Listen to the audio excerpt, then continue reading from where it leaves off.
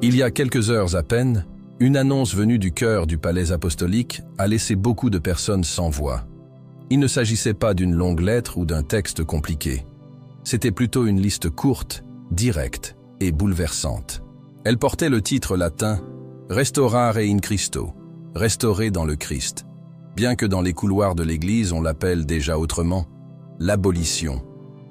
Car aujourd'hui, d'un seul geste, le pape Léon XIV a supprimé officiellement 15 pratiques les plus enracinées dans l'Église catholique d'aujourd'hui. Sans vote, sans avertissement, sans consultation. Un décret silencieux qui a mis le feu à l'une des institutions les plus anciennes de la planète. Avant d'examiner ce qui s'est passé, permettez-moi de vous demander quelque chose. Laissez maintenant un commentaire en me disant d'où vous regardez cette vidéo.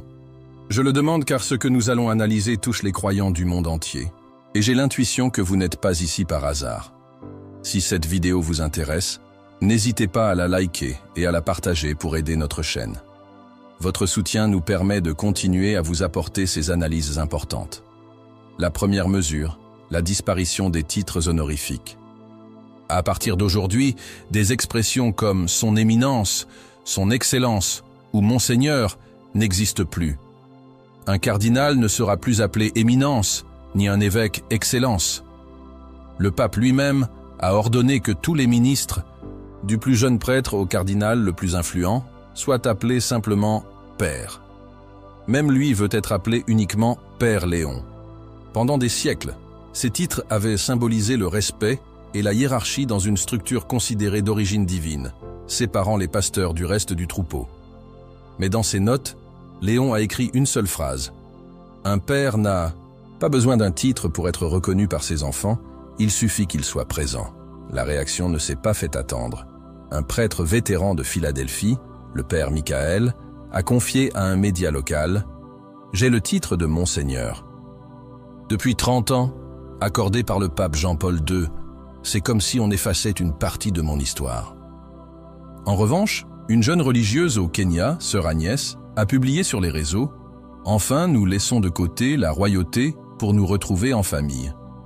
Ce changement initial, bien qu'il paraisse mineur, marque le début d'un coup profond à la notion d'aristocratie cléricale.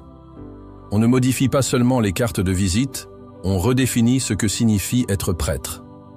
La deuxième décision, la dissolution de l'Institut pour les œuvres de religion, plus connu sous le nom de Banque du Vatican. Pendant des décennies, cette institution a été critiquée pour son secret, son pouvoir économique et les soupçons de gestion peu clairs.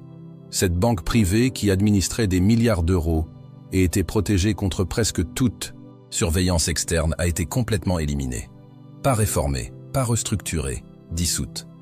Les ressources seront transférées vers un nouveau fonds de soutien diocésain, complètement transparent, audité par une firme indépendante de Suisse et avec des rapports publics tous les 3 mois. Son seul objectif, financer des projets de charité et aider les diocèses en difficulté dans le monde entier.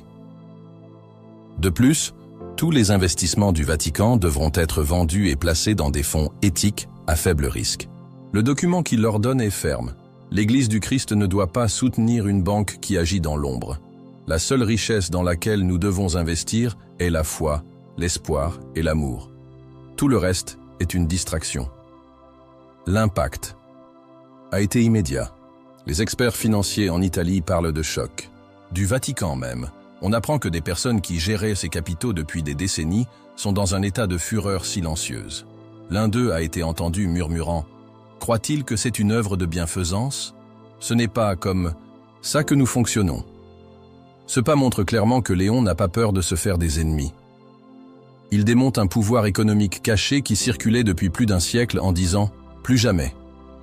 La troisième mesure touche directement la vie familiale de millions de personnes, la fin de l'exclusion automatique pour les catholiques divorcés qui se sont remariés.